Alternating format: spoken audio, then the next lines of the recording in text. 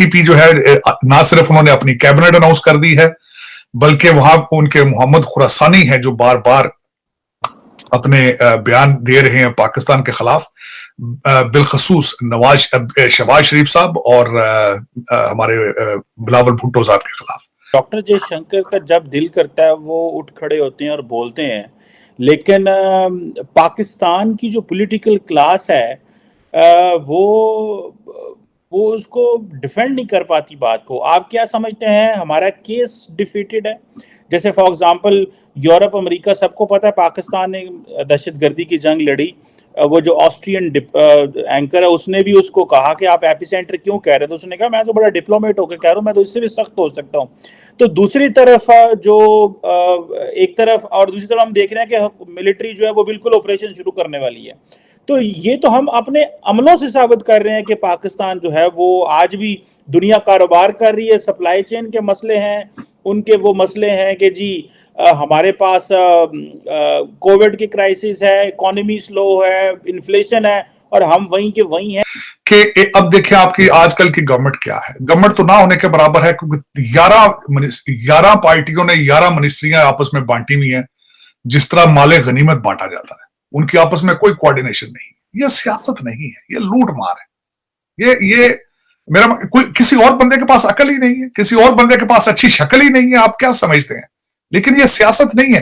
फिर ये किस तरह के डिसीजन लेंगे? अब मुझे ये बताया, वो जिनेवा चलेगी आज, सिस्टम या कोई चीज या बिल्डिंग इतनी पुरानी हो जाती है कि उसकी रिपेयर पे पैसे नहीं लगाने चाहिए, या उसको अगर आप रिपेयर करेंगे भी तो फिर दोबारा उसमें वही मसाइल बन जाएंगे। इस वक्त आपका सारा सिस्टम गिरा के दोबारा बनाने वाला है। उसकी वजह यह है कि आपका कोई भी, या तो होता है फलान डिपार्टमेंट कहें जी सिर्फ सियासत खराब है, जुडिशरी ठीक है। अच्छा जी, जुडिशरी ठीक है तो एस्टेब्लिशमेंट ठीक है। अच्छा जी, एस्टेब्लिशमेंट ठीक है तो ये फलान, आपका तो हर डिपार्टमेंट तोड़ के नया बनाने वाला है। नेशनल सिक्योरिटी की कमेटी की मीटिंग हुई और ये कहा कि हम जो मिलिट्री ऑपरेशन करेंगे, और सबसे बड़ी बात ये है तार साहब कि मेरा ख्याल है ये पहली दफा हो रहा है कि पाकिस्तान का जो DGISI है वो अपने एक जवान के लिए, एक ISI के एक शख्स जो ऑफिसर था, उसके जनाजे में यूनिफॉर्म पहन के गया, और वो जो यूनिफॉर्म है वो वॉर का यूनिफॉर्म है, मींस कि हम हालत जंग में हैं। दूसरी तरफ इमरान खान साहब जो हैं उनको छोड़ के जो TTP है उसने सबको कहा है कि जी हम आपको हमले करेंगे, तुसी बंदे दे पुत्र बन जाओ। और दूसरी तरफ इकोनॉमी की जो सिचुएशन है वो आपके सामने है। कैसे देख रहे हैं चीजें पाकिस्तान में? तो बड़ी बुरे तरीके से 2023 अनफोल्ड हो रहा है। Sir, what is your assessment on this? Cheema साहब, मैं खासकर वो जो आपने कहा कि हमारे जो सिक्योरिटी काउंसिल की मीटिंग हुई है उसमें उन्होंने कहा कि Pakistan has every right to protect their land, और उसको बड़े सारी दुनिया उसको देख रही है। और उसके साथ ही अटैच मैं करना चाहूंगा कि यहाँ पे स्टेट डिपार्टमेंट के जो नेट प्राइस है उन्होंने भी कहा है कि we are with the Pakistan. मैं समझता हूं उनको विद नहीं होना चाहिए, उनको फ्रंट लाइन पे होना चाहिए, क्योंकि आज जो कुछ भी हो रहा है उसमें उनका भी हिस्सा मौजूद है। और $85 बिलियन का जो असला छोड़ के गए हैं, मैं शुरू से ये कहता था उससे पूरा रीजन डिस्टेबलाइज होगा। तो मेरे ख्याल में उनको चाहिए कि they need to step up and clean the mess. उसके बाद मैं जो खासकर इसके हवाले से बात करना चाहूंगा, साथ ही राना सनाउल्लाह साहब ने आज स्टेटमेंट दी है कि हम TTP को टेबल पे लाने की कोशिश कर रहे हैं। खान साहब, टेबल पे उनको लाने का टाइम अब गुजर चुका है। आपने उनको पहले ही इतना टाइम दिया है कि वो पेनिट्रेट कर चुके हैं, आपके वो हर शहर के अंदर पहुंच चुके हैं।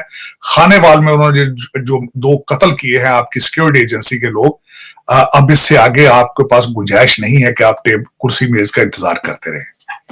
अब मैं खासकर जो आज सारी चीजें जो पाकिस्तान के हवाले से जिन पे सब पे बात करना चाहूंगा, क्योंकि कई आर्टिकल लिखे जा चुके हैं, और आजकल आर्टिकल साथ साथ ऑडियो वीडियो साथ आजकल आर्टिकल का दौर है। कई जर्नलिस्ट जो है बड़े बड़े अच्छे आर्टिकल लिख रहे हैं। मेरे ख्याल में जो कुछ भी इस वक्त पक रहा है उसमें एक चीज सामने नजर आ रही है कि लोगों के असली चेहरे सामने आ रहे हैं। और अब इस पे डिपेंड तो करता है कि लोग किस तरह उस पर रिएक्ट करते हैं अगले इलेक्शनों में। खान साहब के मैं जो सबसे पहले जो मैं जिस चीज पे बात करना चाहूंगा, खान साहब ने लाहौर में आजकल वो डेली बेस पे लोगों से मीटिंग्स कर रहे हैं। मेरा ख्याल उन्होंने बंदा छोड़ा ही कोई नहीं जिससे मिले ना हो। उन्होंने उलमा से मिले हैं, तो उसमें उन्होंने जो खासकर बात की है जो मैं समझता हूँ काबिल मुजम्मत है। जब उनकी वीडियो निकली थी तो उन्होंने साथ कुरानी आयत का हवाला दे दिया था, लेकिन उलमा के सामने बैठ के उन्होंने कहा कि 4 एक्ट्रेसेस के साथ स्कैंडल आ चुका है। खान साहब, वो अभी तक चीज प्रूव नहीं हुई, आपको सोचना चाहिए था। कि आप किसके किरदार कुशी कर रहे हैं, आप ज्यादती की आपने। दूसरा, खान साहब ने इस वक्त गुस्से में है। देखो, खान साहब आज अपने जो वर्कर्स के मीटिंग्स में बड़े गुस्से में थे, क्योंकि खान साहब ने मूवमेंट शुरू कर रखी है महंगाई के खिलाफ। इन्होंने कहा था जल्द से जुलूस करें, लेकिन बंदा कोई नहीं निकल रहा। खान साहब को अब गिरफ्तारी भी नजर आ रही है, और खान साहब ने उसके रिएक्शन में कहा है कि मैं तैये बर्दगान हूं, अगर मुझे पकड़ा गया तो आग लगा देना पाकिस्तान को, टैंकों के नीचे लेट जाना। अब पता नहीं वो किस तरह कितना कौम उनके साथ चलती है। महंगाई के हालात ये है कि रोटी 25 रुपए की हो चुकी है, नान जो है वो 30 रुपए का हो चुका है, और आटा मजीद महंगा होने वाला है, क्योंकि इस वक्त wheat crisis is all over the world. तो इसमें ये तो लाहौर की बात थी। उसके बाद एक बड़े सीनियर जर्नलिस्ट ने एक और जो नई एक आर्टिकल लिखा है, जिसमें उन्होंने कहा है कि इस वक्त पंजाब का मालिक एक 25 साल का एमपीए अली अफजल साई है, जिसको सपोर्ट हासिल है जुडिशरी की, और परवेज लाई साहब भी उसकी मिन्नतें तरले करते हैं, और खान साहब भी उसकी मिन्नतें तरले कर रहे हैं। इस वक्त he is the strongest man of Punjab. तो ये पंजाब की जुडिशरी की ये हालत है। अब मैं आपकी सुप्रीम कोर्ट के बारे में बात करना चाहूंगा। उस पर भी कई आर्टिकल लिखे जा चुके हैं। बिलखसूस जो बैलेंसिंग एक्ट किया गया था तरीन साहब को डिस्क्वालीफाई करने के लिए, और खान साहब का बनी गाला का जो बैंक रैकेट था, वो बैंक 10 साल पहले बंद हो चुका था। उसकी फोटो कॉपियों के ऊपर ही खान साहब को सादिक और अमीन का सर्टिफिकेट दे दिया था। मेरे ख्याल में इस वक्त कई लोग ये कह भी चुके हैं कि अब बाल सुप्रीम कोर्ट के हाथ में है। सुप्रीम कोर्ट को चाहिए कि इसके ऊपर अपनी लब कुशाई करें, बताएं कि आप कहां खड़े हैं, इसके ऊपर फुल बेंच बनाएं, इन्वेस्टिगेट करें कि माजी के अंदर जो जुडिशियल फैसले होते रहे वो किन बेसिस पे होते रहे, कौन किसको प्रेशराइज करता रहे, कालें कौन करता रहे। तो ये आपकी जुडिशरी के हालात हैं, और ये वही जुडिशरी है जो 139वें नंबर में से 130 नंबर पर है। पॉलिटिकल और जुडिशियल की बात आपको मैंने बता दी, क्योंकि आपकी असेंबलियों का जो भी असेंबलियों के अंदर जो एक दूसरे को मारा मारी होती है, उसके बाद ये असेंबलियों में जाते हैं, तो ना उसके बाद ये अदालतों में जाते हैं। अदालतों की हालत मैंने बता दी है, वहां पे रिश्तेदार बैठे हैं, वहां से भी रिलीफ ले लेते हैं वो सारी इस तरह की। तो देखें, इसमें मुस्तकबिल कोई नजर नहीं आ रहा आम शहरी का। उससे आगे चलें तो मैं जो आगे बात करना चाह रहा था, अब इंटरनेशनल लेवल पर जयशंकर साहब ऑस्ट्रेलिया के दौरे में गए हैं, और वहां पे उन्हें अपॉर्चुनिटी मिली, उन्होंने दूसरी दफा पाकिस्तान पे अटैक किया है। एक तो वो यहां पे अटैक कर रहे थे, अब दूसरा आज जो उन्होंने कहा है, एक तो यूरोप की उन्होंने तसल्ली की है, और फिर जब रशिया की बात आई है तो उन्होंने कहा कि पूरा वेस्ट जो है वो पाकिस्तान का साथ देता रहा है। आपको उस वक्त याद नहीं, we were victim of terrorism. आपने अगर हमें वहां सपोर्ट नहीं किया वेस्ट ने और यूरोपियन यूनियन ने, आज हम रशिया को कंडेम नहीं करेंगे। तो इस वक्त मेरे ख्याल में अगर देखा जाए तो जयशंकर साहब जो है वो he is having a full blown campaign against Pakistan. वो बार बार इंटरनेशनल लेवल पे पाकिस्तान को दहशतगर्दी के साथ अटैच करके ही must be on some kind of target. ये सिचुएशन वहां की है। दूसरी तरफ टीटीपी जो है, ना सिर्फ उन्होंने अपनी कैबिनेट अनाउंस कर दी है, बल्कि वहां उनके मोहम्मद खुरासानी है जो बार बार अपने बयान दे रहे हैं पाकिस्तान के खिलाफ, बिलखसूस शहबाज शरीफ साहब और हमारे बिलावल भुट्टो साहब के खिलाफ। और साथ ही जो है इस वक्त हमारे ज़बीउल्लाह मुजाहिद साहब जो तहरीके तालिबान अफगानिस्तान के हेड जो स्पोक्स पर्सन है, उन्होंने भी कहा है कि वी विल रिटेलिएट अगर आपने हम वी आर नॉट सीरिया। उन्होंने कहा कि जिस तरह वहां पे इजराइल जाके अटैक करता है, वी आर नॉट सीरिया। इसका भी मेरे ख्याल में हमारे अदारों को सोचना चाहिए हम कहां जा रहे हैं। ये वही लोग हैं जो आप ट्रेन करते रहे हैं, ये वही लोग हैं जो आपकी सपोर्ट के साथ चलते रहे। डॉक्टर जयशंकर का जब दिल करता है वो उठ खड़े होते हैं और बोलते हैं, लेकिन पाकिस्तान की जो पॉलिटिकल क्लास है वो उसको डिफेंड नहीं कर पाती बात को। आप क्या समझते हैं, हमारा केस डिफीटेड है? जैसे फॉर एग्जांपल यूरोप, अमेरिका, सबको पता है पाकिस्तान ने दहशतगर्दी की जंग लड़ी। वो जो ऑस्ट्रियन एंकर है उसने भी उसको कहा कि आप एपिसेंटर क्यों कह रहे थे, तो उसने कहा मैं तो बड़ा डिप्लोमेट होकर कह रहा हूँ, मैं तो इससे भी सख्त हो सकता हूँ। तो दूसरी तरफ जो एक तरफ और दूसरी तरफ हम देख रहे हैं कि मिलिट्री जो है वो बिल्कुल ऑपरेशन शुरू करने वाली है।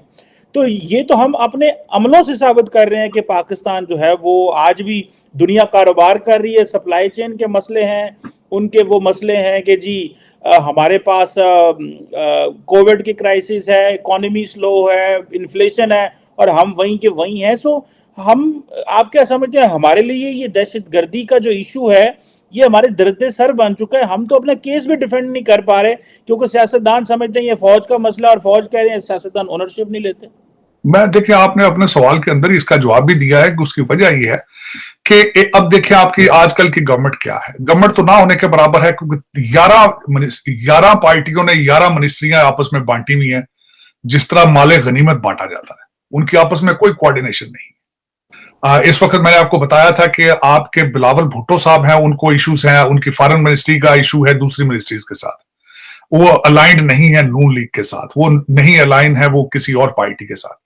तो वो अपना अपना एजेंडा है। अगर आपको मैं बताऊं तो इस वक्त पाकिस्तान के अंदर फिर एक दफा फिर पॉलिटिकल इंजीनियरिंग शुरू हो चुकी है। MQM को तोड़ा जा रहा है, बलूचिस्तान के अंदर पीपल्स पार्टी को स्ट्रॉन्ग किया जा रहा है। तो देखें, हम लोग, हमारी तवज्जो बॉर्डर्स पे है ही नहीं। हमारी पॉलिटिकल इंजीनियरिंग, हमारे इदारे जिनको बॉर्डर या इंटेलिजेंस या दहशतगर्दी के खिलाफ जिनको काम करना चाहिए, वो वीडियो रिकॉर्डिंग और ऑडियो रिकॉर्डिंग में बिजी है। तो मसला ये है। और दूसरा, सियासतदान, मैं आपको बताऊं, जिन सियासतदानों की आप बात कर रहे हैं सारे बाहर से पड़े हैं, लेकिन सबके करैक्टर जो है वो सबके हाथ जो है वो करप्शन के अंदर गंदे हैं। तो दर हकीकत ना नेशनलिज्म है, ना नेशनल इंटरेस्ट बेस्ड डिसीजन लिए जाते हैं। तो उसी की वजह से, और आज का मसला नहीं है। आज मैं अगले दिन पढ़ रहा था, मैंने अयूब खान साहब के बारे में कुछ पढ़ रहा था, कितनी बेदर्दी के साथ उन्होंने उनका जो लड़का था, जो उसने जिसको पहले, एक तो वो देखिए, अयूब खान साहब तैयार करते रहे अपने लड़के को टू बिकम नेक्स्ट किंग। किस तरीके से फातिमा जिन्ना को हराया गया, जिस तरीके से गंधारा मोटर्स का स्कैंडल उन्होंने उसके ससुर के साथ किया। मेरा आज का ये स्टोरी नहीं है, ये आज की नहीं है चीजें। Ali Afzal Sai is not a new character in Pakistan, is not. इससे पहले आज मेरी एक आपके करंट सिचुएशन से मैं पूछना चाहूंगा, इस वक्त शरीफ फैमिली को अपनी फैमिली से बाहर कोई लीडर नजर ही नहीं आता। आपको पता है कि अगर परवेज लाई साहब आज अगर चीफ मिनिस्टर नहीं रहते तो अगला चीफ मिनिस्टर होगा हमजा शहबाज। आज मैं बल्कि आपके इसी सेगमेंट में बात करना चाह रहा था, मरियम नवाज को इन्होंने फिर दोबारा एक बिगर पोजीशन अपनी पार्टी के अंदर दे दी है। ये सियासत नहीं है, ये लूट मार है। ये मेरा कोई किसी और बंदे के पास अकल ही नहीं है, किसी और बंदे के पास अच्छी शक्ल ही नहीं है, आप क्या समझते हैं? लेकिन ये सियासत नहीं है। फिर ये किस तरह के डिसीजन लेंगे? अब मुझे ये बताएं, वो जिनेवा चलेगी, आज सर्जरी करा रही है वहां पे। आपने सारे बिजनेस में पढ़ा है कि कई दफा आपका सिस्टम या कोई चीज या बिल्डिंग इतनी पुरानी हो जाती है कि उसकी रिपेयर पे पैसे नहीं लगाने चाहिए, या उसको अगर आप रिपेयर करेंगे भी तो फिर दोबारा उसमें वही मसाइल बन जाएंगे। इस वक्त आपका सारा सिस्टम गिरा के दोबारा बनाने वाला है। उसकी वजह यह है कि आपका कोई भी, या तो होता है फलान डिपार्टमेंट कहें जी सिर्फ सियासत खराब है, जुडिशरी ठीक है। अच्छा जी, जुडिशरी ठीक है तो एस्टेब्लिशमेंट ठीक है। अच्छा जी, एस्टेब्लिशमेंट ठीक है तो ये फलान, आपका तो हर डिपार्टमेंट तोड़ के नया बनाने वाला है।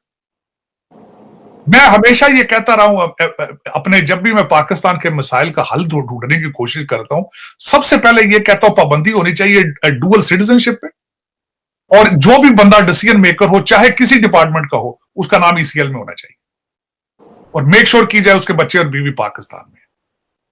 डॉक्टर साहब, हालात तो ये हैं कि वो जो आपको पता है वॉशिंगटन प्रॉपर्टी जो कि पाकिस्तान को गिफ्ट की थी मिस्टर इस्फहानी साहब ने, जो पाकिस्तान के पहले एम्बेसडर थे अमेरिका में, और हमने अब वो गिफ्ट भी बेच दिए हैं। हम वैसे, हमारी रवायत अच्छी है, हमें कोई भी गिफ्ट दे हम बेच देते हैं। इमरान खान साहब भी यही करते हैं। लेकिन तार साहब, एक अहम बात है कि साबिक FBR के चेयरमैन है शब्बर जैदी, वो ये कह रहे थे कि जो मुल्क के जो मुआशी जो इकोनॉमिक चैलेंजेस हैं उसमें मसला एबिलिटी का नहीं है, मुश्किल फैसले करने का। और वो ये है कि पहले आपने, और ना वो कहते हैं टेक्नोक्रेट इस मसले को हल कर सकते हैं, वो कहते हैं कड़वी गोली खानी पड़ेगी आपको, महंगाई बढ़ेगी, और आपको जो हुकूमत जो है उसको अपनी जो खुद खर्चे बर्दाश्त करिए वो आवाम तक ट्रांसफर करने पड़ेंगे।